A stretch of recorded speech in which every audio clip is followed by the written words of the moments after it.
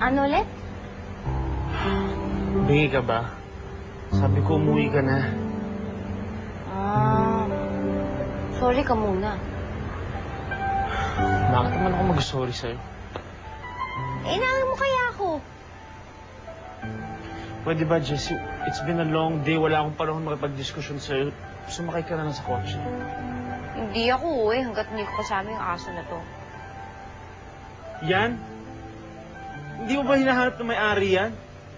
No way. Hindi sasama sa bahay yan. Baka puro garapata pa yan. Eh di no way din. Hindi ako uwi.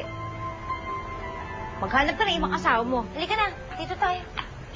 Walking muna tayo. Halika. Jessie!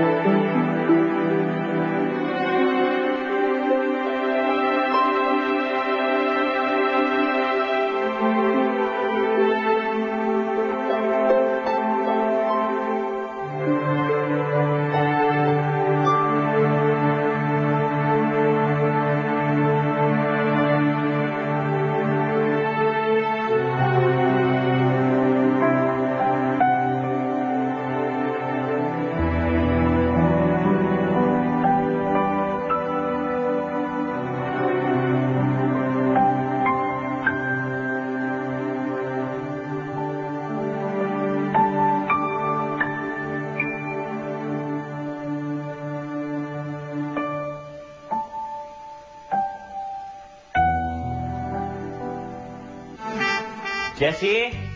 Wala dito. Hindi pa rin umuwi hanggang ngayon. Jerry, akin ang telepono. Ano na naman ang gagawin niyo, Mr. H? Hanap ako ng kakampi. May kailangan ako sa'yo. Galing kay Mr. H yan, ha?